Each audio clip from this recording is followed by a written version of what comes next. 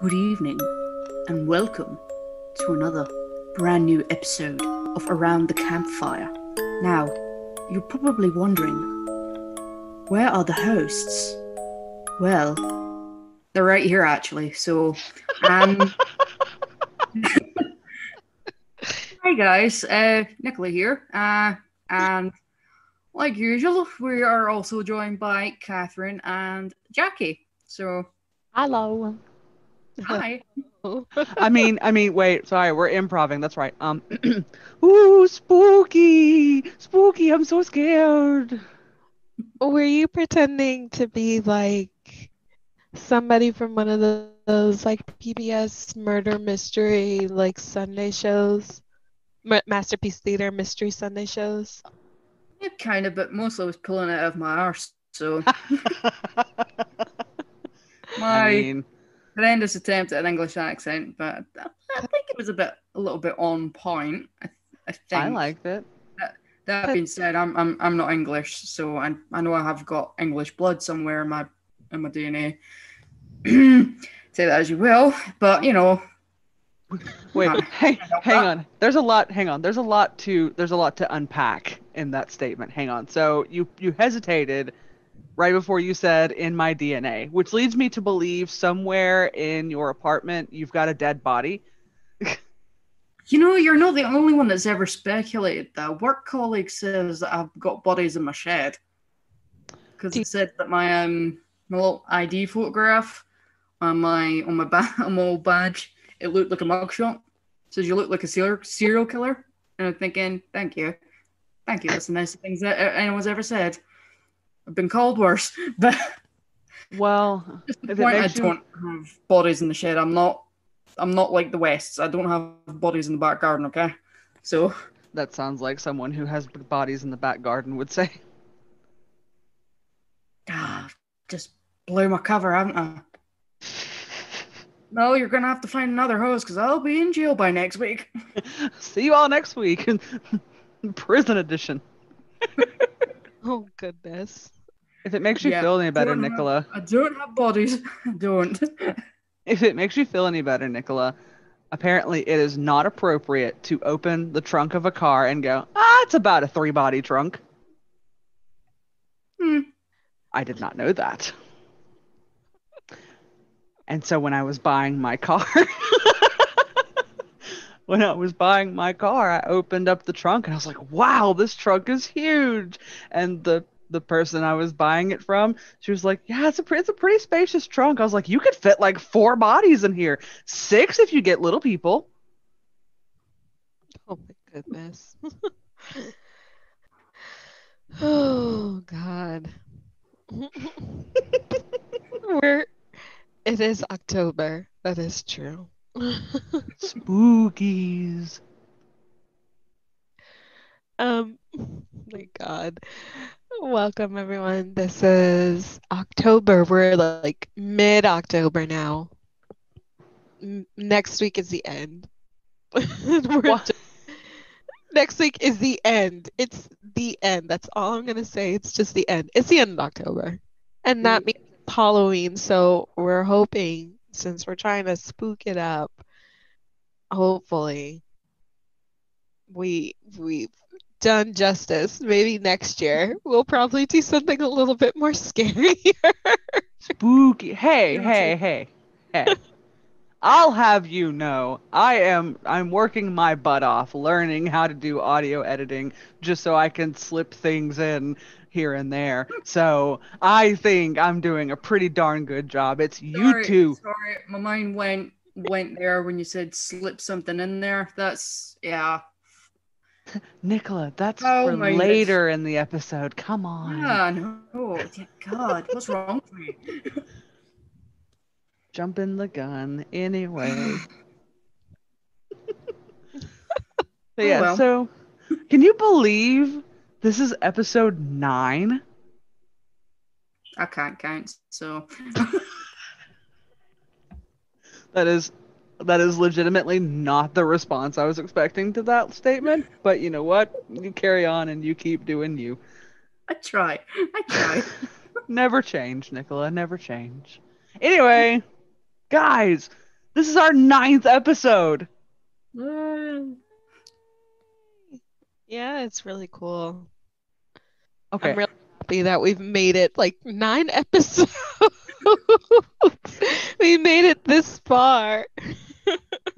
We've made it this far on a project that we literally went, hey, you know what would be cool? And I just want to give a little shout out to some people who might potentially be listening.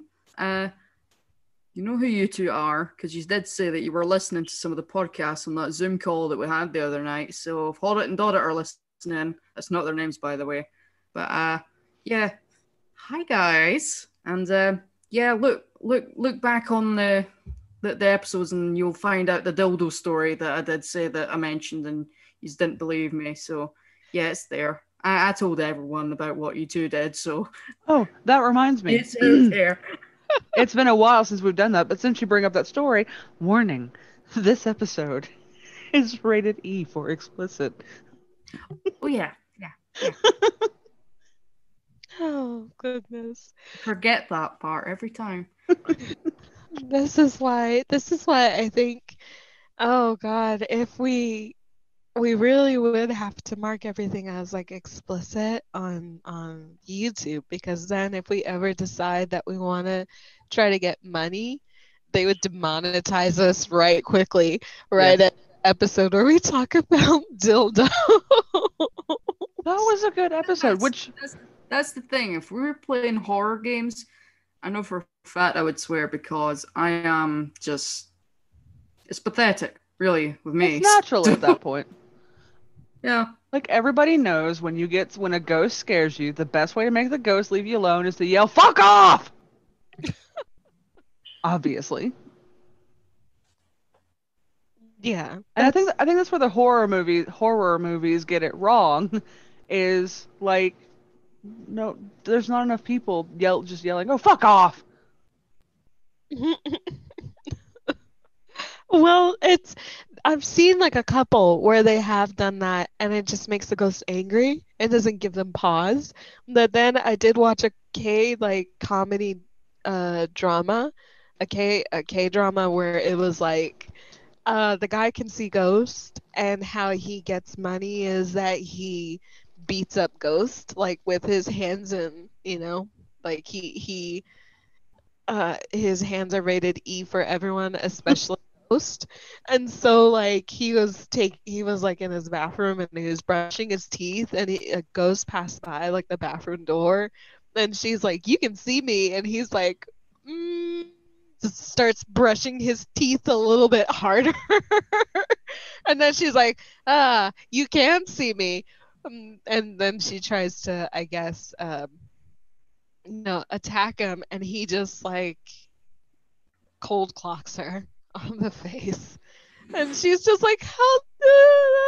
It's like, "You are a ghost and you need to get out of my apartment like right now." And she's like, "I'm so sorry. Excuse me. I'm leaving now." And she leaves. It's just, and he's just like, "Oh God, I wish I didn't see ghosts." And that's how he makes money, is that he beats up ghosts and people give him money for it. But sometimes he'll encounter ghosts that are too strong for him, so he's like, "Peace. I'll see you guys later. Don't worry about paying me. I'm okay." I think one of my favorite lines that was ever shouted in the face of a ghost, and I think about this sometimes, it literally makes me laugh, is in House on Haunted Hill. For those of you that don't know the plot, the rich guy is like, his they find out about this haunted house. He's like well known for like making like haunted and horror theme parks and all this stuff. So he decides to throw a birthday party for his wife, and they obviously like hate each other. Mhm. And the guest list gets tampered with, and so all these random people show up and get locked in this house, and come to find out these people are descendants of the original people that were running, or they were descendants of the original partners that opened this hospital. Mm-hmm. And so,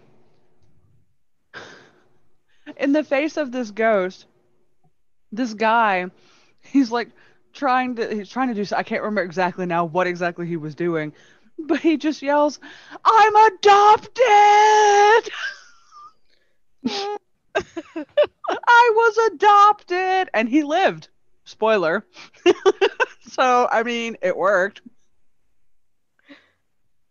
Yeah. I think for me, I wouldn't necessarily say it was horror, but it's kind of meant to be spooky themed. I forget what the name of their, I think it was one of their shorts, but it was a Laurel and Hardy short. And I think, if I can remember, the plot line was Stan's coming up for an inheritance. Because I think him and Ollie are sitting by the docks catching fish, and Hardy reads the papers and sees the name Laurel come up, and it's got something like one of the best deliveries I've ever heard, and it'll never not make me laugh. And Hardy basically turns to Stan and says, "Say, didn't you have an uncle?" And it's like, "Yeah, I had an uncle. Why?" And it's like, "Oh, like is he still living?" He's like, No, he's not. No, he fell through a trap door and broke his neck." And Hardy goes, "Oh, was he building a house?" And then Stan, with just the most innocent and blank expression on his face, goes, "No, they were hanging him." Yes. That will never not make me laugh. And it's just the delivery of, I just adore Lauren Hardy. Like, their movies, just, if you want to watch like comedy at its purest form, watch Lauren Hardy, because it doesn't matter how old it is, it's timeless. And the chemistry that they've got is just nothing like it. I There's think nothing that's like it, and nothing will ever be like it again, really, because that was just like a one of a kind pairing, really. I think that's one of my favorite things is when movies and video games, um even in like really really serious moments, they'll still throw in some type of humor. Um like, to me, that's like my favorite parts, like my favorite jokes are those moments. Like, case in point, in like um in Red Dead, when they're about to rob the oh crap, not the bank. The train? No, the The riverboat, the gambling. no. The word has lost me. I can see it. I can play the entire scene in my head, but what it actually is, it's before the bank in Saint Denis. Mm. Does this trolley go to Tahiti? That scene. Oh, yeah. But Oh, when they're leading up to it, like that whole scene is just hilarious to me, but also like it's a really serious turning point. And You've got the other point in chapter 6 when they're about to do the final spoiler train spoilers. heist. The following episode contains spoilers for Red Dead Redemption 2. Like, when they're doing the final train heist, and they get to the train station and the train's just whizzing past, and then You Arthur want just me to jump turns on to now? Dutch and goes, "You just sneak on now." Those are my favorite moments. But yeah, is this trolley going to Tahiti? Or what's in Tahiti? Or who lives in Tahiti? Tahitians, I guess. Like, that makes me laugh every fucking time. No, I appreciate good humor. Like, really, well, I usually tend to prefer like really dry, witty humor. I think that's why I like like Faulty Towers and Blackadder so much, is because it's really quite sarcastic Mm-hmm. type of humor, and whatever way you view it, when you think about it, Basil Fawlty and Edmund Blackadder are two of the greatest TV assholes ever created.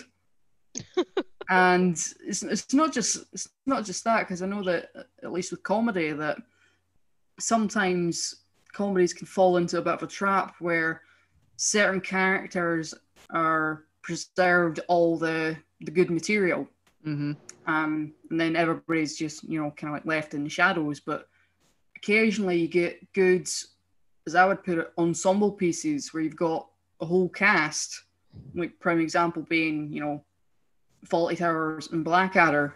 Like all the characters work. All the characters have got their funny moments. They've all got their own iconic lines, iconic moments that people can quote. Especially Blackadder. I mean, two prime examples with Blackadder, besides Tony Robinson as Baldric, is Hugh Laurie. Because everybody says, "Oh, it's House." I go, no, it's Prince George. It's George from Blackadder. And I remember. Funny story. Stephen Fry in Blackadder Goes Forth is just hysterical. Stephen Fry and Hugh Laurie are like the epic duo that we all aim to be. But funny story that some people may not know. I mean, it's been a while since House was out, so a lot of people probably know this by now. But when Hugh Laurie was auditioning for the role of House, he did all of his audition tapes and everything in his American accent. And later on, he comes in, and obviously he's talking in his normal natural accent, and they're like, "Why are you talking like that?" And he's like, "What do you mean?" And then they're like, "Why are you talking with a British accent?" And he's like, "Because I'm English." And they're like, "No." No. Because like he like that's an issue that I see a lot, which it goes both ways, obviously, because you see people from America trying to do a British accent or an Australian accent, and they may be close, but there's like a regional difference, or it's obviously exaggerated, and some of them are just really, really bad. But somehow he managed to master what would be the Midwestern, almost no accent in America. And to me, that is just brilliant. Because that would kind of be the accent for the area, is just this almost no accent, American accent. Usually, if Brits do accents, it's either like, especially if they're doing American accents, it's either kind of like the generic standard American accent, or it's really bad attempt at a Southern accent, or bad attempt at a East Coast accent. Some people pull it off, but some people it's just like, because I remember when I was watching Supernatural, this was a few seasons ago, when they introduced the character Rowena, who was, like, in the description says she's a Scottish witch from centuries ago. And I think it was originally a casting call that they'd put out, saying something like they were looking for either a Scottish actress or somebody that could do an accent. And I remember thinking, oh God. please get somebody who's Scottish, because there is only so much that my ears can tolerate when it comes to hearing a bad attempt at an accent. I mean, yeah, it's funny. I say that to a degree, because it gets really great, and it's like, I have never once heard anything sound like that in my life. I've lived in Scotland for like 27 years, and nobody, at least in my area, sounds like that. Nobody else in the country, even regionally, sounds like that. Well, that's so like, where did I get that from? That's like when True Blood came out, the show, not the books. I tried to watch it because it's like, hey, awesome, something based in Louisiana. And there for a while, there was like very little that was based in Louisiana. So it was like, hey, representation. And then I watched it and got immediately annoyed with everything, because I'm like, no. None of us talk like that. None of us talk like that. Like, the accent that you hear that's an Alabama accent. We do not talk like that. And it made me so angry. I refuse. I watched like 2 episodes and I went, no, and I refuse to watch any more of it. But the the actress that they ended up going for the role of Rowena, which she's an absolute queen, is the actress called Ruth Connell. She's actually from, I can't remember specifically, but I know she's from at least the Falkirk area. And first time I heard her speak as Rowena, I remember thinking, yes, thank God they've got an actual Scot playing a Scottish character. I mean, don't get me wrong, people can do, fairly good attempts, but at the same time, sometimes it can be very obvious because, it's, yeah, it can be painful sometimes when you hear like a really bad accent too many times. I mean, prime example for me, Braveheart. I don't know what Mel Gibson, yeah, Mel Gibson. Shut up. I don't know what Mel Gibson was doing, but yeah, well, no. Clearly he was writing Spaceballs. I will say the only good thing about that movie, because I have my issues with that movie, just like my history teacher did. The only good part of that movie is the little Irish guy that turns up. I think he's called Stephen. And I think it's meant to be the Battle of, well, in the movie it's the Battle of Stirling, but in reality there was a bridge involved and that's what won us the battle. But yeah, it's like they're behind the shields, the arrows are raining down from the English side, and Stephen turns to William Wallace and goes, I'm not going to do an Irish accent. I'm not, as I don't know how to do one, and I do not want to offend. But he says something like, oh, the Lord tells me he could get me out of this mess, but he's pretty sure that you're fucked, or something. That is like one of the lines that will make me laugh all the time. But yeah, I have issues with that film. That's like Craig Ferguson was talking about. Like he was doing a stand-up show in Tennessee, I think.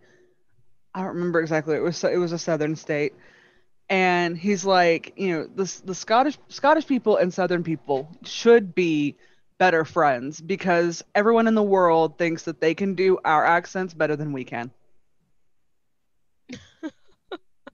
And it's true because like the amount of people that will try to do, like they're like, oh yeah, I'm from Louisiana, and they break out with this weird fucking Alabama accent, and I'm like, no, honey, no.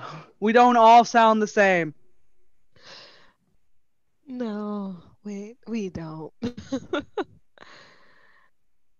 Catherine, how would you say that the accent is in Georgia? Because I know they've got their own like unique spin.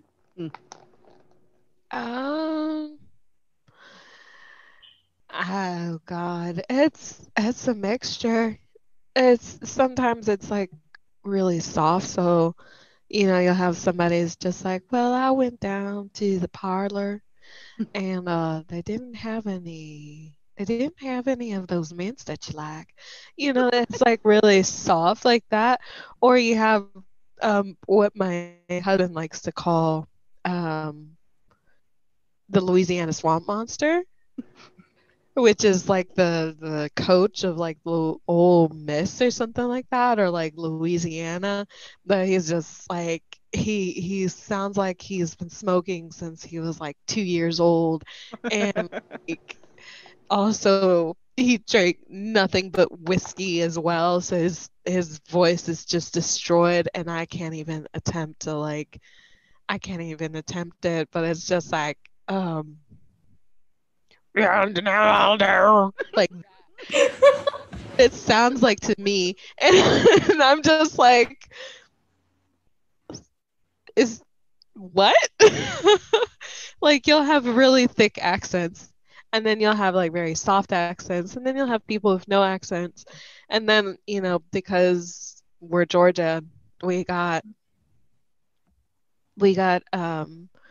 Hispanics here as well. So sometimes you'll have people with Hispanic accents, of Spanish accents, strong or soft, and then there are quite a few Germans that live here as well. So you'll have people with German accents. And then of course there's like just the regional accents. Like if you live in Atlanta, you may say something differently than if you lived in Savannah or if you lived in like, Athens. Mm-hmm. So it's just a little bit different. Like, but most of the time what I hear is like soft or mid, and then the stronger ones are probably like the ones that are like backwoods, you So, know, backwoods small towns. so two things. One, a few years ago, and I will never forget this woman until the day that I fucking die. I was working night shift, and the phone rings. Like I was working at a hotel, and this woman who had like, okay, has everyone here seen Golden Girls? Yeah. Heard of You it? know, okay, Blanche Devereaux, the way she talks, just that Southern Belle accent. That's exactly how this woman talked. Like straight up Southern Belle. She was from Georgia. She was a peach.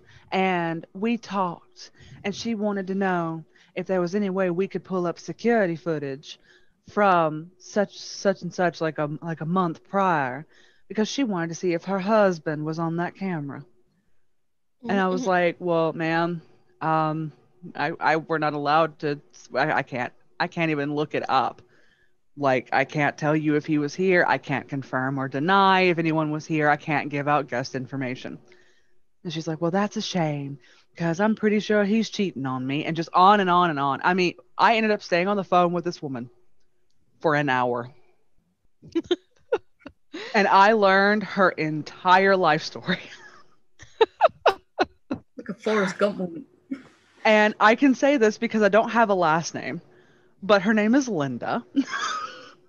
She's from Georgia.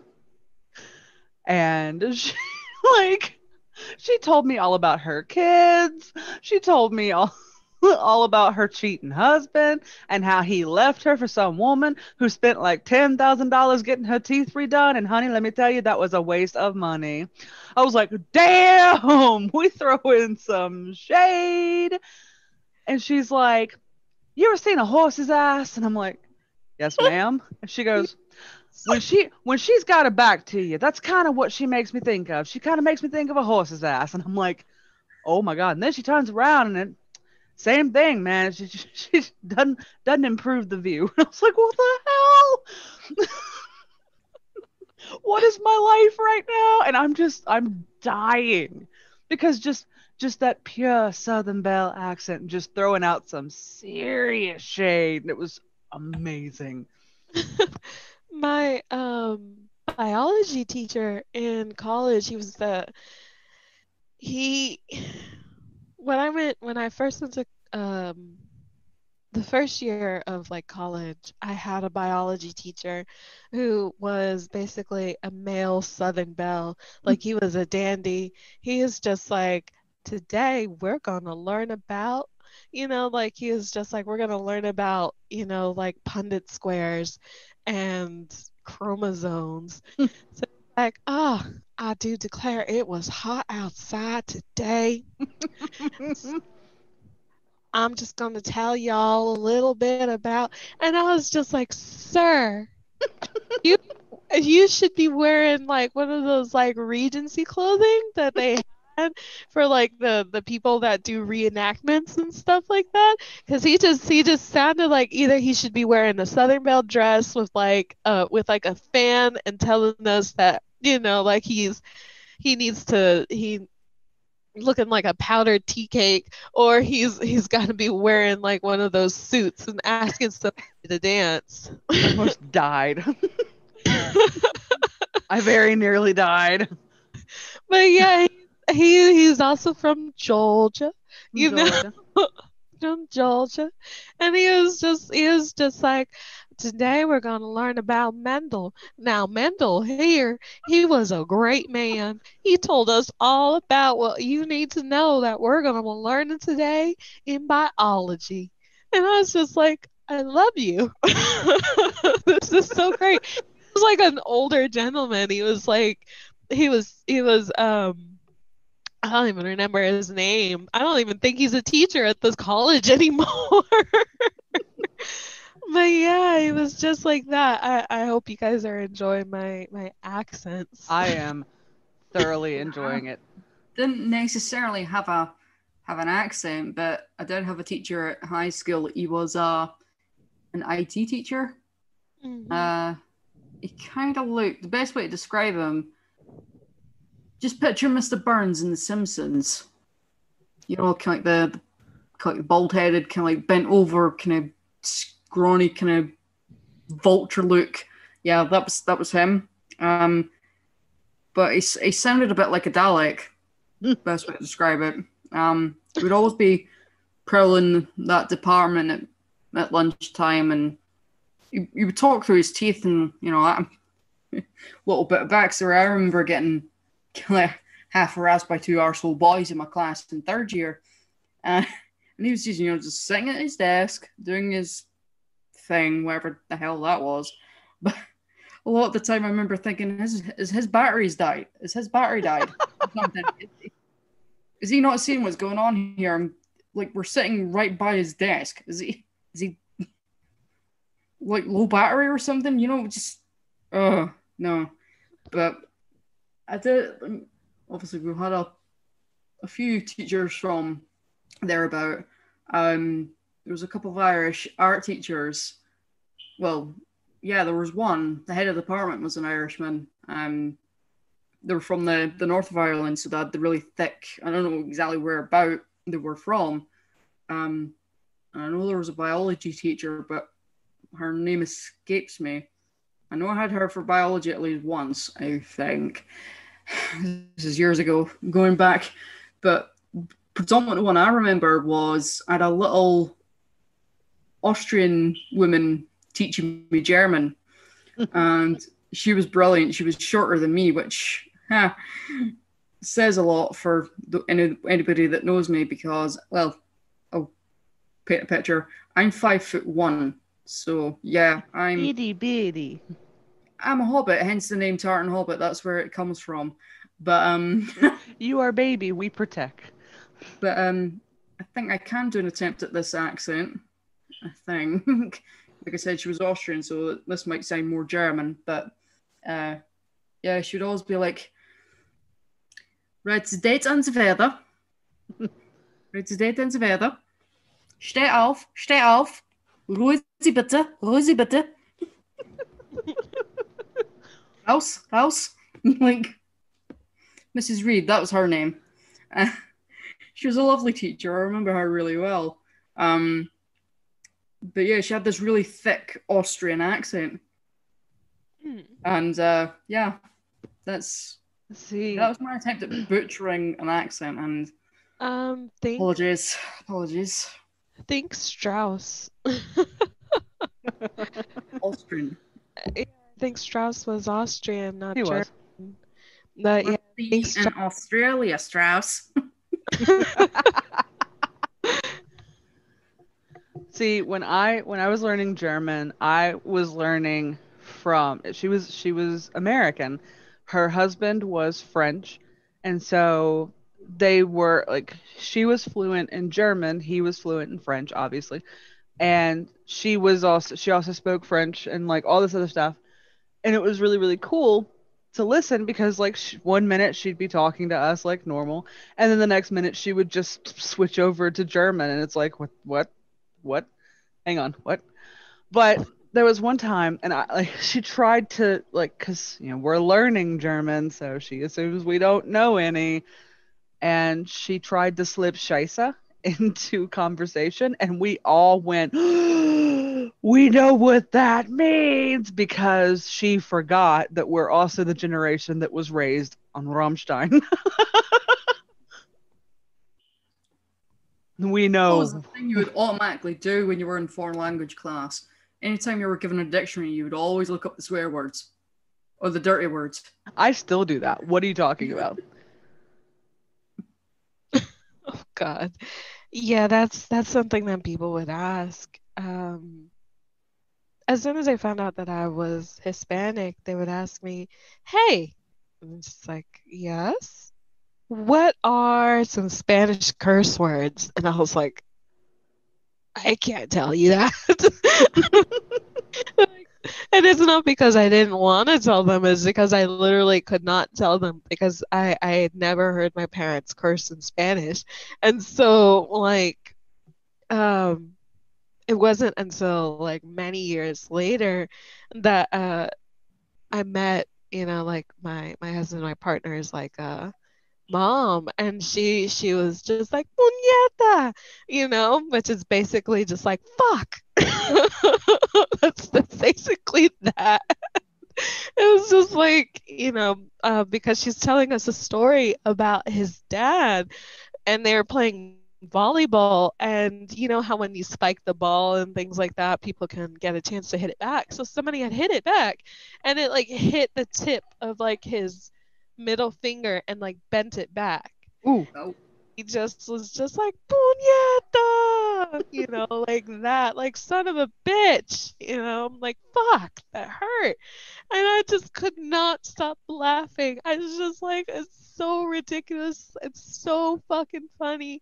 And like, and my he was just like, is really as funny to you? I was like, yes, because it's just the first thing that he would think of to say would it be that word instead of going, like shit. Like ow, that like was The Scots don't go ouch. The Scots, they're went there. Scots. There's the Scots going, ah, you bastard, instead of ouch. I just went broad there, and I don't know why, but yeah. You were having a problem tonight. Yeah. She, when I we can first the batteries. when we first got on the Zoom call, she asked us a question and it was so broad, and I was like, "Ah, you've been speaking with the locals." Yeah. Yeah.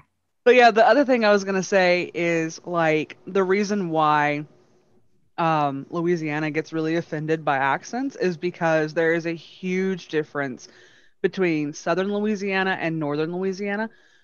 Southern Louisiana was founded from like the French and the Spanish. So you see a lot of that influence in the architecture, in the culture, in the language, all that stuff.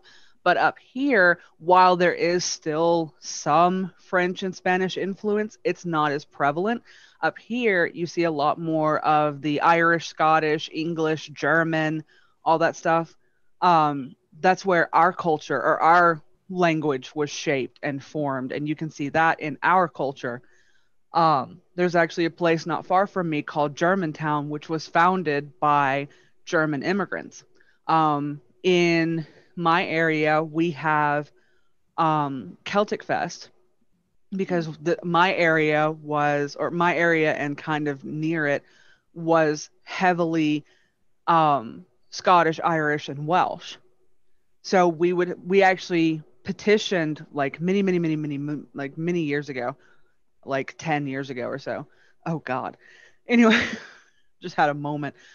We actually petitioned our governor to give us an official Celtic Day to celebrate our Celtic heritage.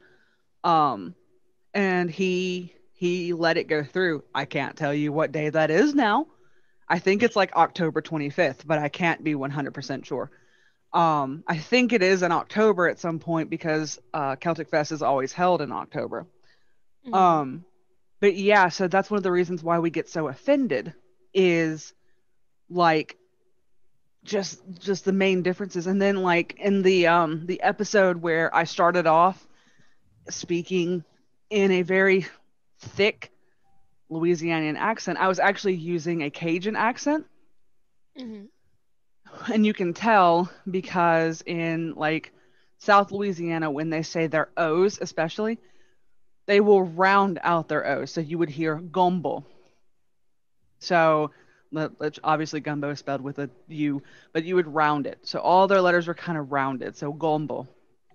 Up here, you would hear gumbo. We kind of inhale it rather than round it. Mhm. So it's gumbo versus gumbo. Yeah. Ah. Mm-hmm. Yeah, I think you told me that before, Mm-hmm. and I was like, huh. But yeah, so like we get really, really offended because it's like That's also one of the reasons why a lot of people don't like New Orleans is, but we may not like New Orleans, but we all get offended if you can't say it correctly. Every single one of us. Because like when the news comes through, okay, perfect example, when Laura came through the big hurricane, um, all they would focus on was New Orleans. And they were like replaying footage of when Katrina and Rita came through and all this stuff. And it was like there was very little news coverage for Lake Charles, and Laura pretty much wiped Lake Charles off the face of the earth. Like Lake Charles is destroyed, and like no one's covering it, no one's talking about it. And I actually heard someone on the news, they were talking about Laura, and they said, well, at least New Orleans is okay. There's more to Louisiana than just New Orleans. Like, yes, New Orleans is one of our big ports. I mean, it's the port, and it's one of the biggest tourist traps in the States. It's one of the things that we're most known for. But come on. It's not even the oldest town. Like, come on. Like, and then, like, okay, New Orleans. Okay, you can't pronounce that properly. But can you pronounce Natchitoches? And do you know the difference between Natchitoches and Nacogdoches? All right, then. Yep. Do Wait, you, though? what was that? What was that one? Ponchy Tartain? That made me, I died. The worst part is, okay, so there was a video that I found of when they were was it Laura? No, it wasn't Laura. Which one was it? It was the last one, wasn't it? Delta. Yeah. And how did he say it again? Ponchy? Ponchy? Ponchy Tartain or something like that? Ponchy Train. Ponchy Tartain or Ponchy Train. Hang on. Poncho tartar sauce. So yeah, we took a slight break so I could figure out exactly what it was that Anchor said, and he pronounces it Ponchy Tartain. Ponchy Tartain. Ponchy Tartain. Oh, goodness. It's Pontchartrain. Come on, guys. It's Pontchartrain. I mean, Ponchy Tartain. when you showed it to me, I was like, he might not be from Louisiana. He might not be No. from the area. Look, let me tell you something. Louisiana has some really fucked up names, which I realize is not an uncommon thing. Every state, every country in the world has fucked up names somewhere, but we get a kick out of it. Like we get a kick out of it because there are people that are from Louisiana and they have to go on these news programs and talk about these towns, and like there's Shreveport and Bossier, which will be pronounced Shreveport, and Bossier. It's like, no, honey, that's where the French doesn't kick in. It's Bossier. Thank you. Um, my favorite one, which I threw at the girls, was Washita. Ouachita. Washita. The difference between Natchitoches, Nacogdoches, and this one messes with people, and I don't know why. Farmerville. What? There's places Farmerville. in my neck of the woods that kind of have a bit of a Oh, challenge okay. to pronouncing them, I would say. We usually like to try and get people from outside to say them. I think I've done a little trial with Jackie of it once a while ago. I didn't do too bad. No, you didn't. No, it was places like these are all real places. I'll have you know. So yeah, get a kick out of these. There's a place, I can't exactly remember where. I'm trying to picture the map of Scotland in my head. Yeah, no, but yeah, there's a place called Echelfecken. That sounds like a swear word, I know. It's not. There is places called Octoderen, uh, Inveruri, I think. Yeah, Look, I'll there's a be place up completely. north, Bucky, not the drink. I'll have you know. But If it makes you feel any better, there are some I Louisiana wrong. names. There are some Louisiana names that I can't pronounce. But one of them, and I throw this out at people just to really throw them off. We have a place here called Dry Prong. Isn't there a place in the States called Boring? Yes, Yeah. It's, that's Oregon. um, when we were driving, uh, because we moved around, we were driving, I think, from either California to Indiana or from Georgia to California, but we came through like one of the Midwestern states, or that was like nowhere. That was what it's called. It was called Nowhere. And I was just like, now years later, we have Nowhere because of um, you know, American Gods. The gods live in a town called Nowhere, which is the actual nowhere in between town. But there was an actual town that we had passed through that was called Nowhere, that was like one road. Many of the buildings were closed, had like a gas station slash like grocery store. And I was just like, are we stopping here? And my parents are like, no.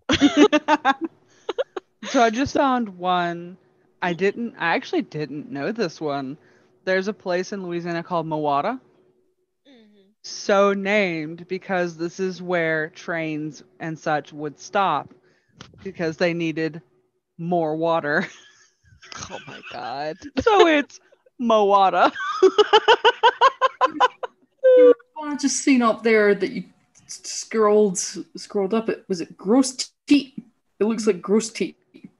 It means big head. Gross teat. It just sounds I think it's tet. Not teat. teat or tet. Gross tet. Gross tet. I don't know. See, I look at this one and then like my German brain tries to overrule everything else, so it's like grossa. So I don't know. I just know that that means big head. Oh no. I'm trying to think So, of another one. No, that's all of them. Okay, so yeah, but yeah, Just go more. but yeah, there's some where I'm just like, Mhm. uh, what? I can't pronounce that one either.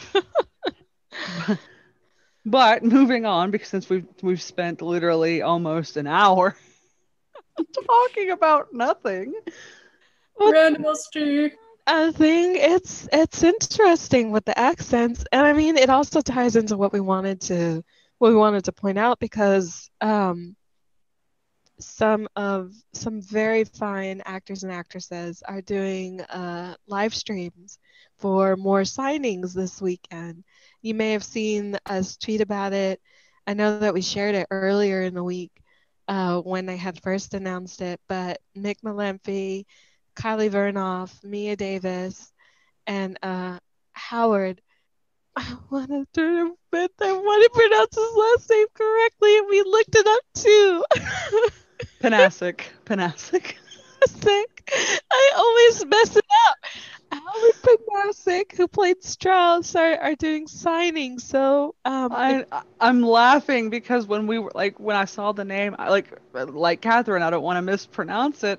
So I was like, "How do you say his name?" And she's like, "Pinasty." So I was like, "That sounds like a really awkward like rapper name." Like, what's your name? Pin Nasty. oh god, I'm so sorry, Howard, listening. And And then the worst part is, no, see, this is the part. Okay, hang on. We gotta do some calling out here. Mick,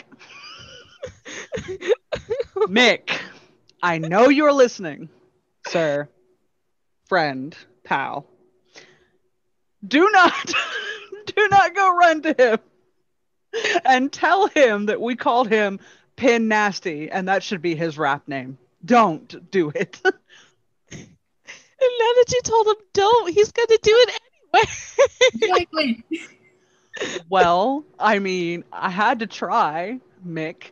I'm begging. I told you that I said in one of our previous episodes that Sean was my favorite.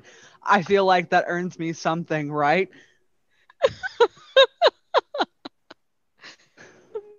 Oh God. Yes, they are doing live streams. Kylie is hers. It's all on October the 25th. Pull my mic away. October the 25th. Hers is at 11:30 a.m. And these are all and then Eastern times, by the way. sorry, 11:30 a.m. on Sunday Eastern Standard Time. And then Mix is at Sunday as well from 1 to 2 p.m. Eastern Standard Time. And then Mia's is starting at 2 from 2 to 3:30 Eastern Standard Time, also on Sunday.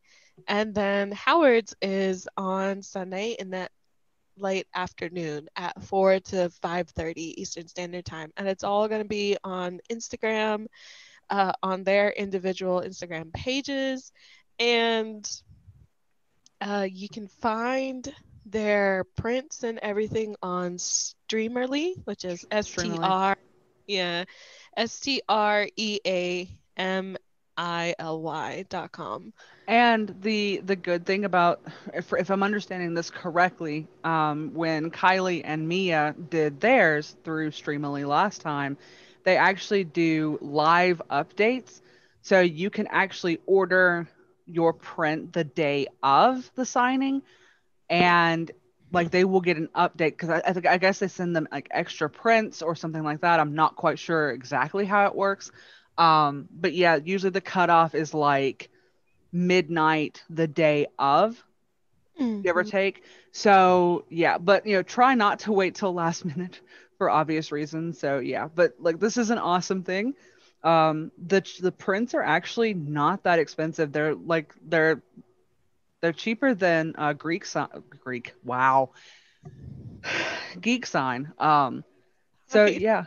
And then they have one, it's a group photo, and I think that's one of Durango's, right? I think so. Yes, some of these are from Durango. So I think she did Sean's picture where it's him and it's kind of orange. He doesn't have his hat on and it's like top of the morning. Yeah. That one, the Tilly, Sean, and Leopold in season one. And I think there was like a couple of other ones, but I don't remember exactly. So yeah, if you want to get like a group shot, and to my understanding, and someone can correct me if I'm wrong, to my understanding, any of the group shots, they will actually get each and every one of them to sign. Mm. So if you order, say, it's $100, but you'll get all four signatures on it.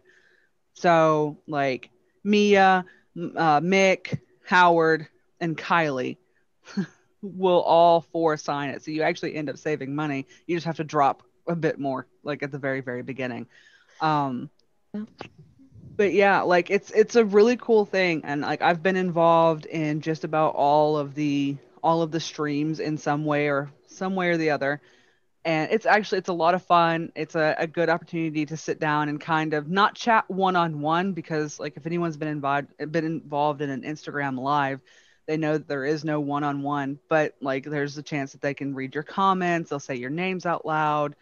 Um, we bought one right before we started recording, and it's going to be really funny. So I've made it out to the Cameo Gang through it was Howard's that I made it out, like I did.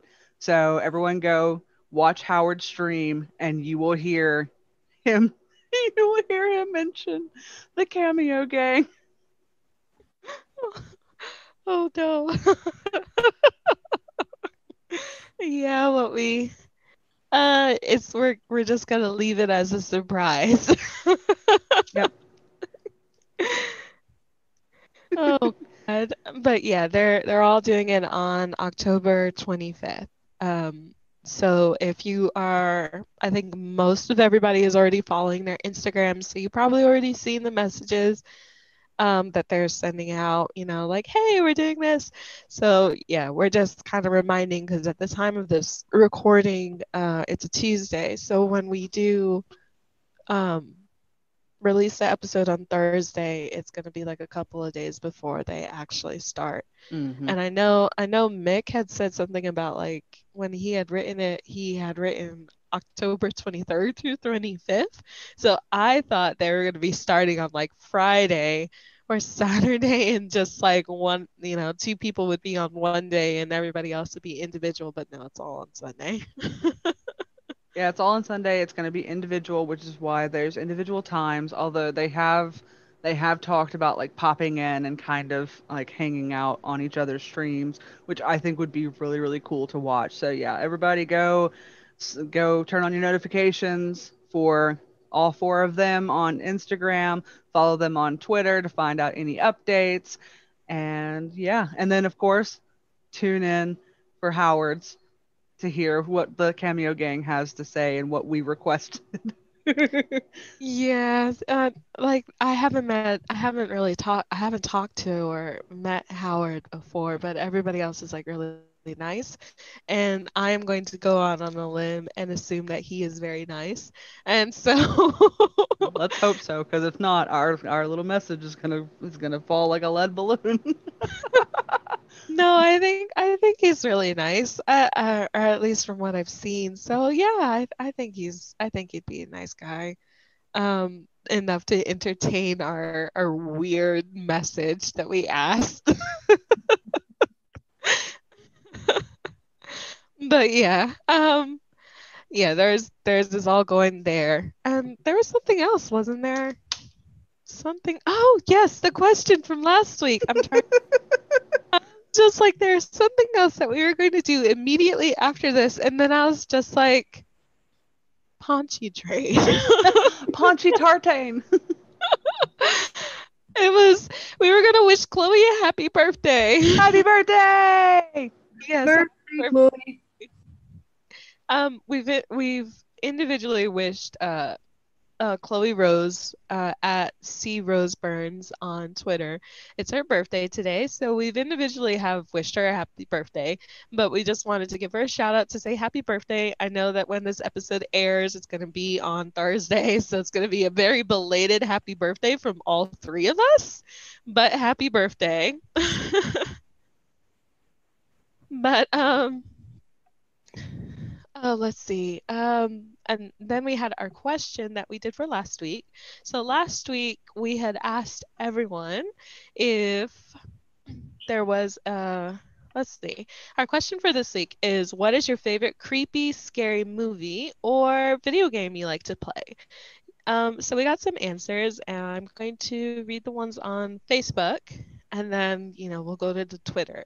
So on Facebook, we got Janie, who says, movies, The Taking of Deborah Logan. That was the one that I was trying to remember last week when we were talking about possession movies. I just couldn't, I blanked out on the name. The Taking of Deborah Logan, The Shining, both adaptions, Misery, The Blair Witch Project, Halloween, Alien, and games Resident Evil, Dead Space, Dying Light, Kathy Bates is a Legend, and The Evil Within. And then we have Joanna who says movies Cabin in the Woods, Evil Dead, The Others, TV Haunting of Hill House, games Resident Evil, Amnesia, Dying Light, and Dead Island. And then we have Azura, who says, We Happy Few and Hello Neighbor are my go-tos. Lately on movies, I've been watching a couple of things, one from A24 Studios and one from Rob Zombie, Midsummer and Midsommar and Lords of Salem. Okay, and those are all good movies and good games. Mm-hmm. And now we're gonna go to Twitter. Nicola, did you want to read one? Yeah. For Joe says scary movie, 13 Ghosts, and for scary games it would be the first Silent Hill. Yeah, That's Silent true. Hill, That is a good choice. Silent Hill's a good one. Oh yeah. Like every single one of them has like scared the absolute shit out of me in some form or fashion. So yeah, that's a good Definitely. one. Such a good story. So Interesting messed up. fact. Love I it. know I know this is probably one of those things that like everyone's like, duh. But I thought it really, really cool. So, you know the foggy effect in Silent Hill? Hmm. That was actually done because of like at the time they had like very limited what they could do as far as graphics were concerned. And so Hmm. they made everything really, really smoky because like that gave everything time to load in without lagging the game down. And that just became like part of the story was like the everything was just really, really foggy and really smoky. But that was not intended for what it was going to look like. Later on, they tried to remaster it and with better technology and whatnot, and they took the fog out, and it became such a staple, an interesting part of the game mechanic itself that a lot of people got very angry, so they had to put the smoke back. Yeah. You can't have Silent Hill without the smoke. You really can't like that like it made everything it changed the entire dynamic of the game because then it was like you really couldn't see what was in front of you. Yeah. Yeah. So anything really could appear while the game was loading out of those mists. When you walked into a different area, could be a monster, could be another person to trigger a cutscene, could be you accidentally walk into a car and you think that it's a pyramid head. God, yes. Yeah. I will be okay. Confession time. I've never once made it through a Silent Hill game. I can't. And I tried once. I gave it my effort. I gave it my all. But there was one scene in one of the newer games. I think it came out on. Homecoming? I can't remember if it was Homecoming or if it was Does it start out and there's a load of nurses? I don't remember, but I do remember you end up in a hospital, which I know doesn't narrow it down. And Mm, you walk into this operating theater. You have to drop down from the the like in operating theaters they have the observation decks. yeah. You have to drop down into the actual operating theater and you have to walk from one side to the other with no lights on. There's only like a little line of light kind of guiding you where you need to go. You have to walk very, very slowly, and all around you, you can hear these nurses and they're breathing and they're shuffling. And like you have to be as quiet as you possibly can. You can't use your light and all that stuff. And like that took me forever to do because I would panic. And that's the thing you don't want to do with a Silent Hill game is panic because you will make a mistake. And so I panicked a lot. I finally ended up getting through it. And I'm like, cool, I did it. Finally, let's celebrate. And I walk out into this hallway and this dead body like falls from one of the ceiling tiles and like falls in front of me. And I went, nope. And I've never picked it up since.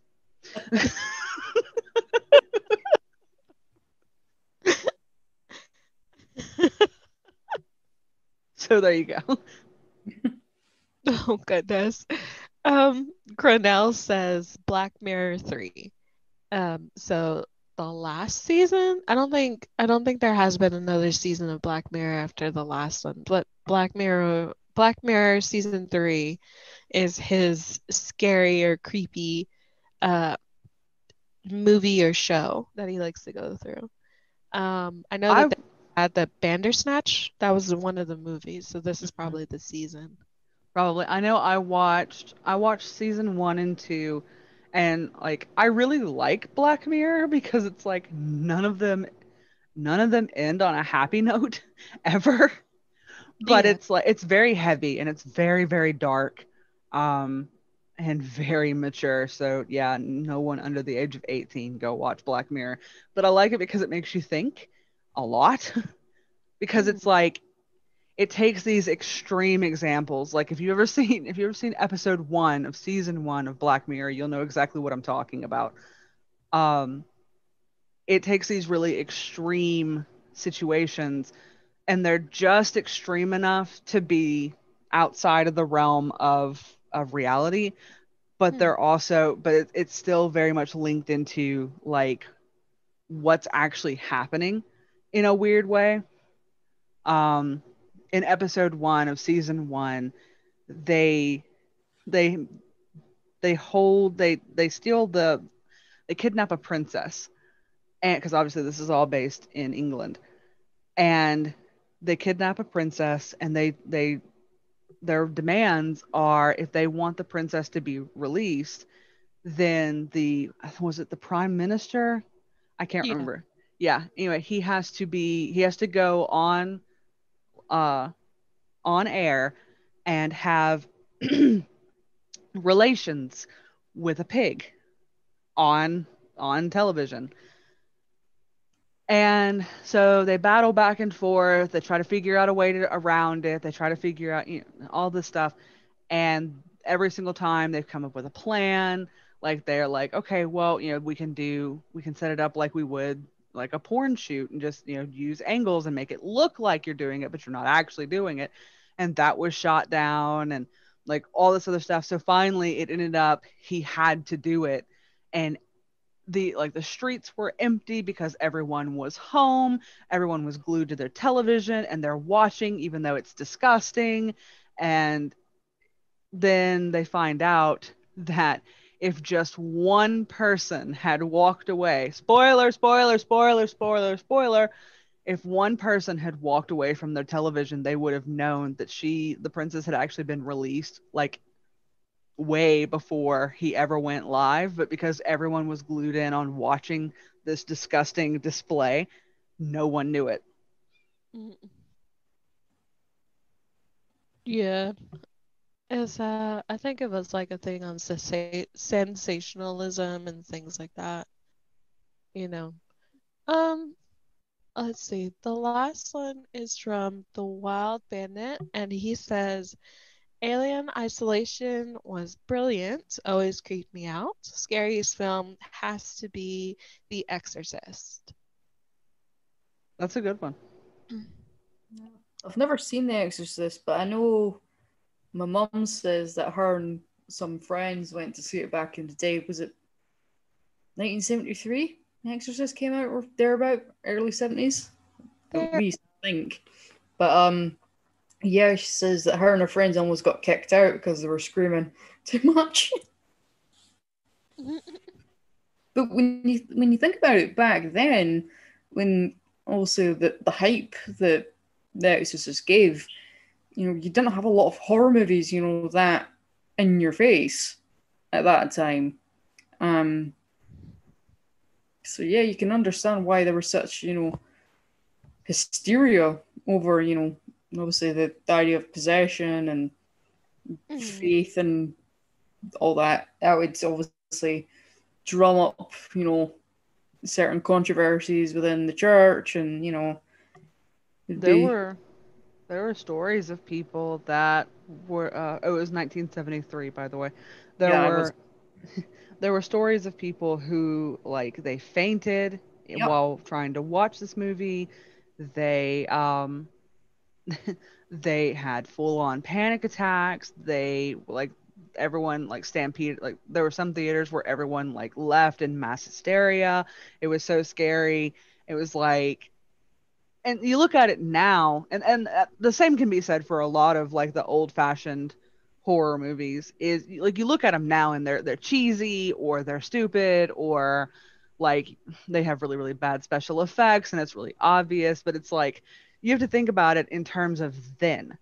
yeah. Then, like, they didn't this was all still new. So like, Like yeah. another like Mm, another prime example, like way back in the 30s when Orson Welles done the whole War of the Worlds, like over the radio, people literally thought shit was going down. yeah. Yeah.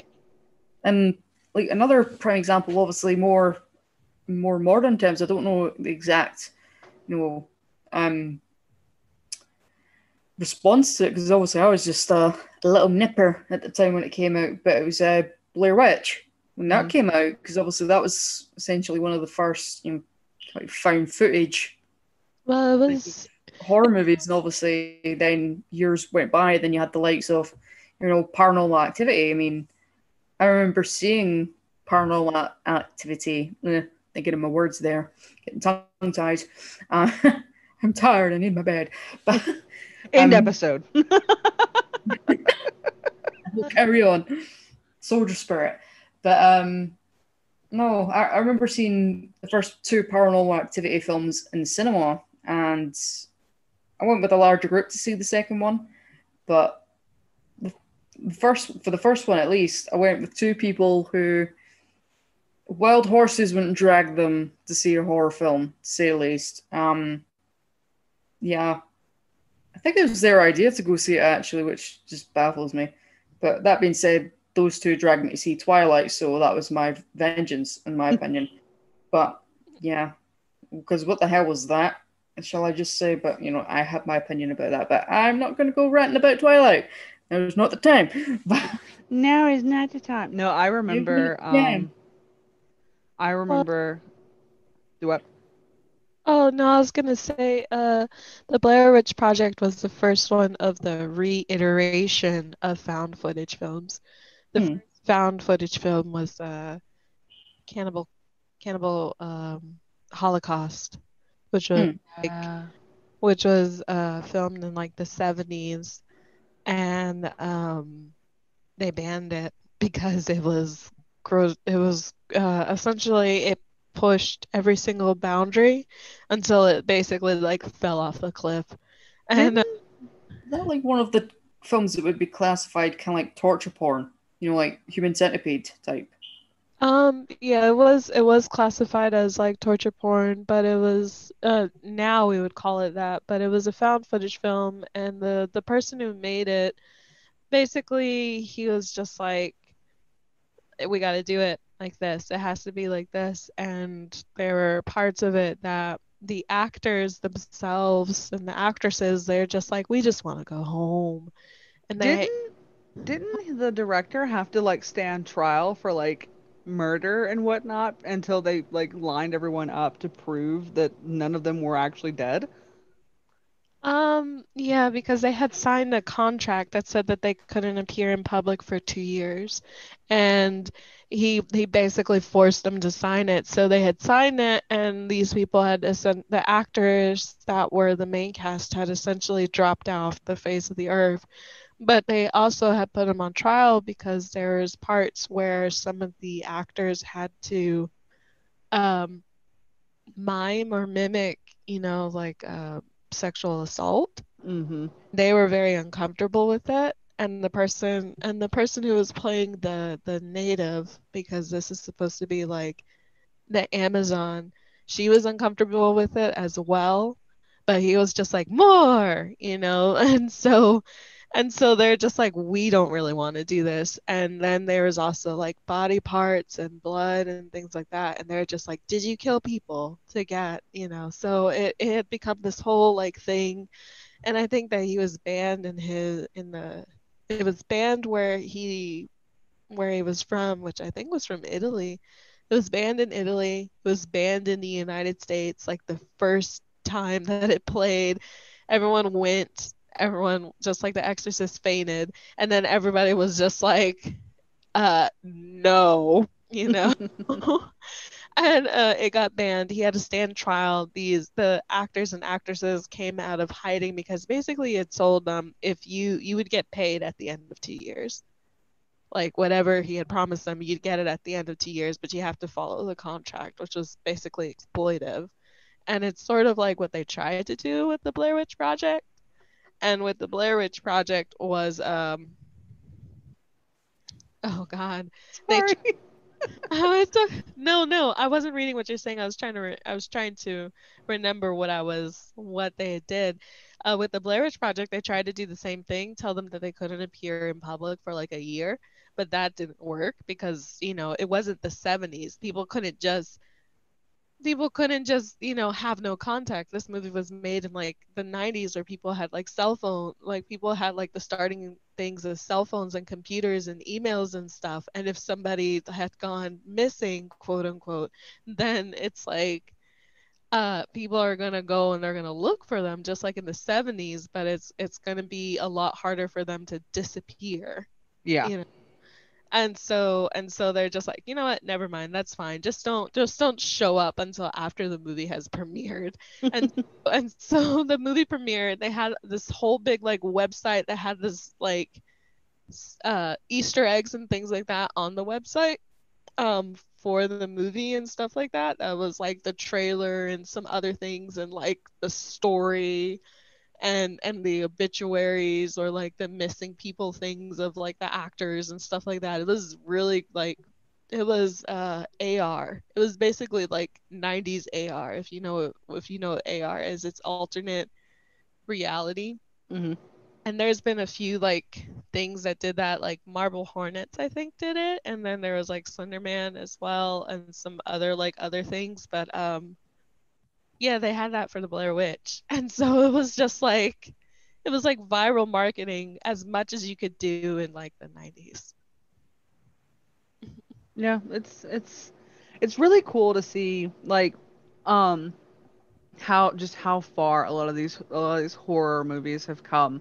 Like my mom and I were talking about we both kind of have a preference as far as like scary movie goes. I'm not a big fan of the torture porn or things like that. So movies like Saw, like that was never my I thing. go along with gore, personally. But I like the more like psychological thrillers. And my mom and I were talking about like the old like Vincent Price movies.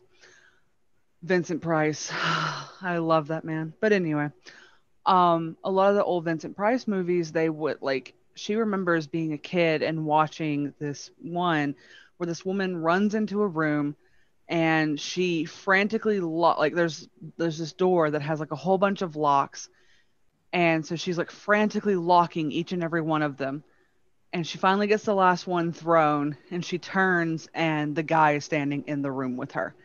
And she was like, I still remember that to this day. That scared the absolute hell out of me.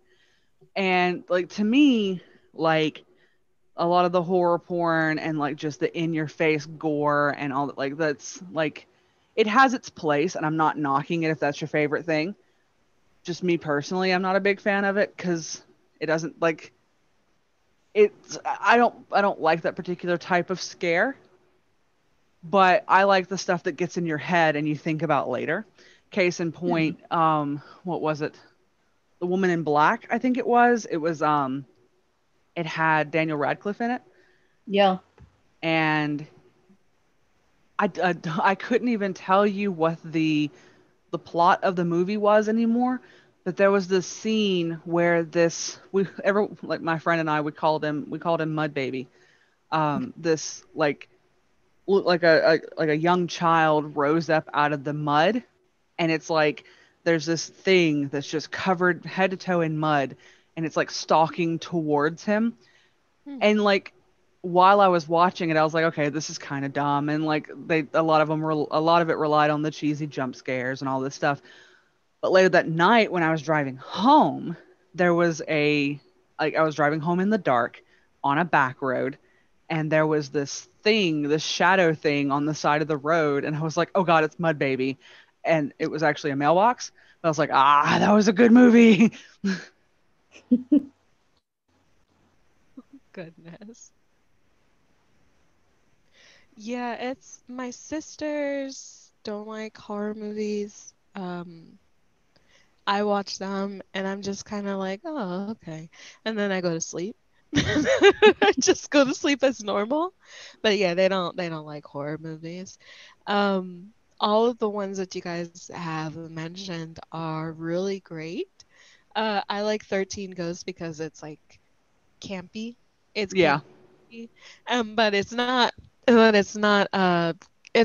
scary to me. I think the stories, because they're the DVD feature on the or the VHS feature, but it came out also on DVD. So the DVD special feature had like the history and the stories of all of the ghosts. uh-huh. So that was like really cool that they had actually written like backstories for them, instead of just kind of like leaving it up. So they had written backstories for all 13.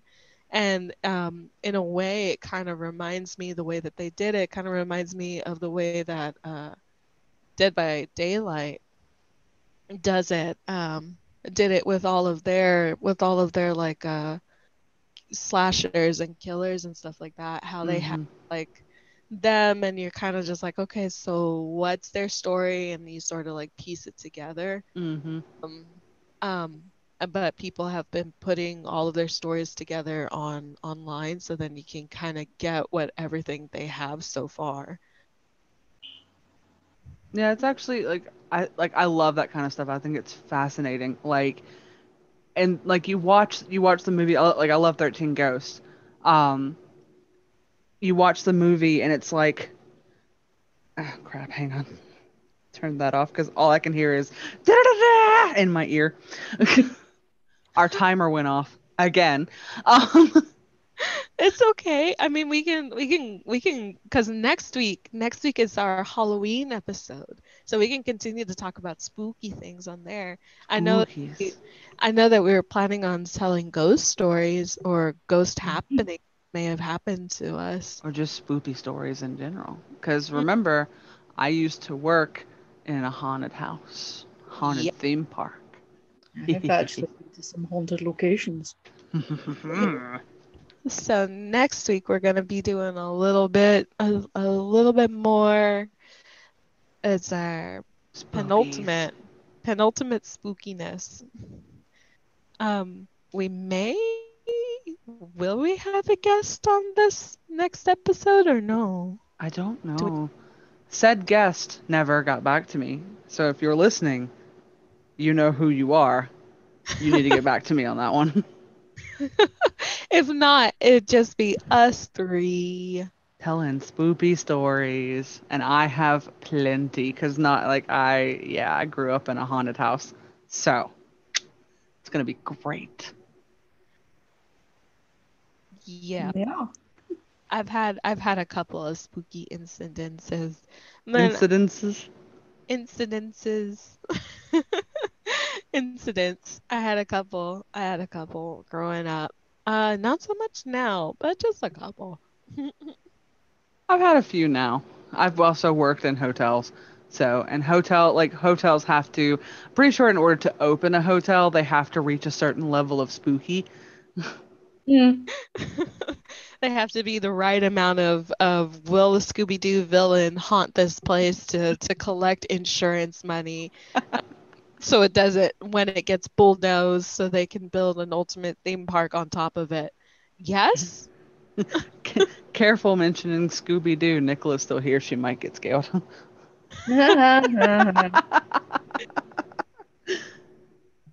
Love you, Nicola. That one, I was 7 years old when I saw Zombie Island, so. Yeah, well, you know what? That's what you get for making. That's what you get for making fun of Mel Gibson. That is not the spookiest thing I got spooked out by as a kid, okay?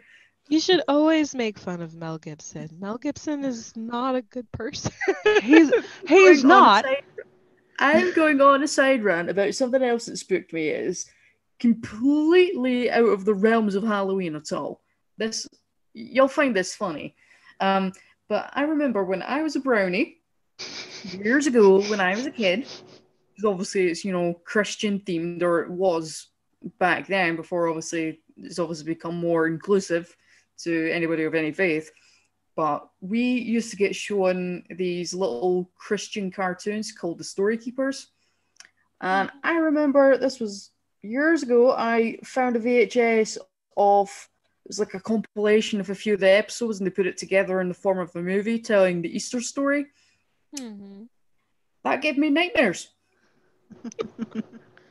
The whole, the section where this Roman centurion, who was just so happened to be there on the day of the crucifixion, was recanting the tale of the crucifixion to a couple of Christians that he'd captured, and they were in their cells. And the whole section about the crucifixion scared the utter, pun intended here, bejesus out of me. But and I literally for almost 2 weeks, kid you not, had nightmares of the crucifixion above my bed. Around about the same age, about 7 years old thereabout. And like years went by, and I came across the film again, and just out of idle curiosity, even though I'm a grown ass adult, depending on how you put 5'1" as grown ass, but have it how you will. But I watched it again, and the section came up. I knew the section was coming up, and I remember thinking, yeah, hope to God I don't have nightmares again. But I didn't. But Well, I will so- put it like last episode. I mentioned I kind of threw this out there, which by the way, just so we know, and then like I'll say this and then we'll end. Just so you know, apparently last week's episode was one of the best we did as far as like everyone really enjoyed it. But I heard that from multiple people. Anyway, last week I mentioned like I can't understand why people of our generation are such scaredy cats considering we grew up with the Crypt Keeper and the television show that the Crypt Keeper did. It was like a game show where like they had these kids and they had to solve puzzles, and the very last puzzle they had to do was collect skulls as they're going through this maze, and whoever collected the most skulls won. So, and like we grew up with Goosebumps and everything. But there's one scene where in Goosebumps, it shows like these different masks, and these masks come to life and start floating out of this shop and down the hall, like down the street. I still remember that. That scared the shit out of me when I was a kid. Like there wasn't a whole bunch about Goosebumps because that was the thing. R.L. Stine, like everything had at least a decent ending. Maybe not necessarily a happy one, but it had a good ending, or like things weren't quite what they seemed or things like that. But like while you were reading or watching, it was like spooky. But that one scene with the masks, I can still see it plain as day, and it scares the crap out of me. There is something else that spooked me as a kid and still kind of spooks me now. And I think I'm quite justified to say this. It's that one bit in Pinocchio where, was it Lampwick, they're at Pleasure Island and he turns into a donkey. That whole section where he's turning into the donkey and you can just see the silhouette and he's just screaming for his mother. That and the part in Snow White where the witch turns into the old crow. Yeah, just as a kid, and it's just creepy because you're just like, ooh, like what?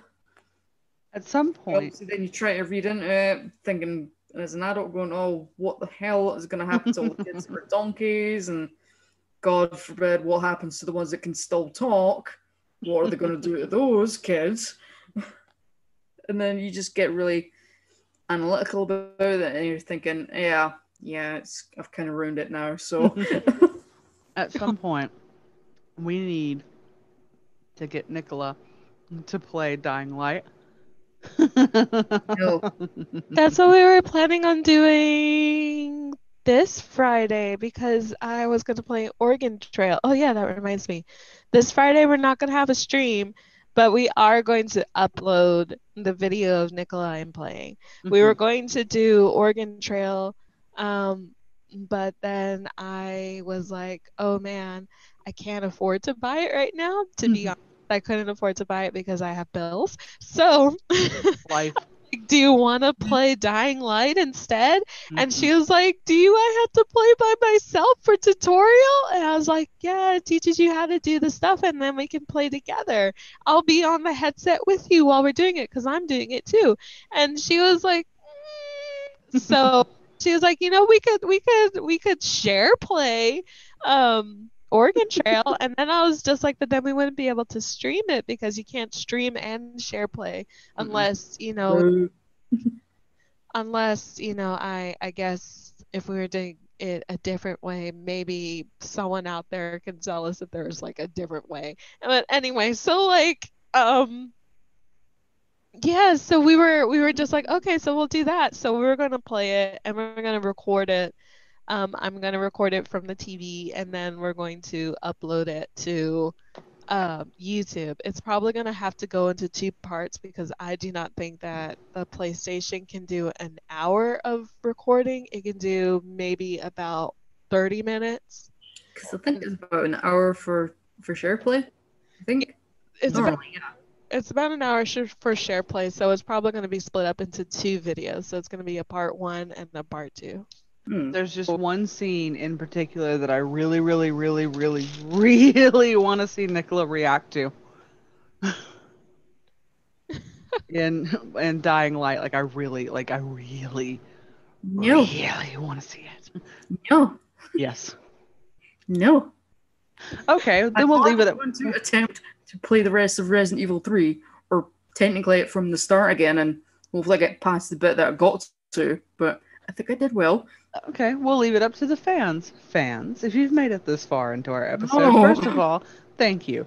Second of all, if you like and share this episode to all of your friends. God damn it. We are going to be playing Dead by Daylight in November. We're going to record that.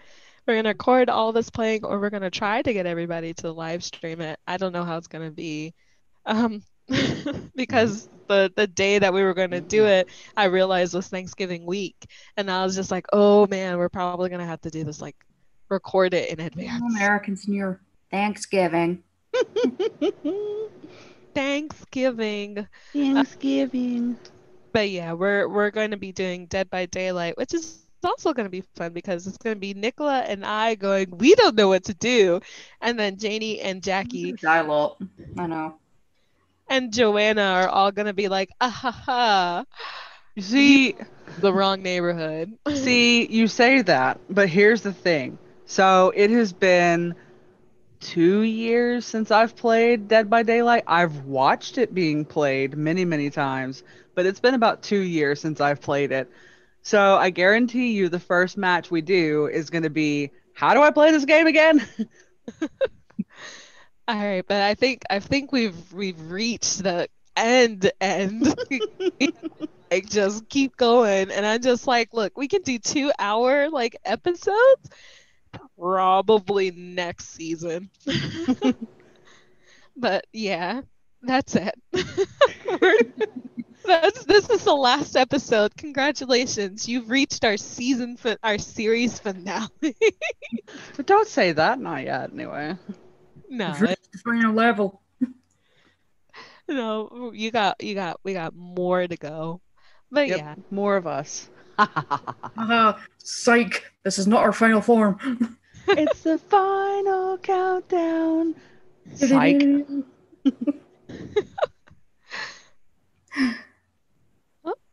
I'm working on it. Hang on. should end there. I'm working on it. I should. Thank you for joining us around the campfire. We'd like to thank Brett Van Donsel for providing the music, and you can find more of him on his website at brettvanDonselmusic.com. You can find us on Twitter at CameoGang1899 and on YouTube at Around the Campfire Podcast. This is Catherine, riding off, and we'll see you around, cowpoke.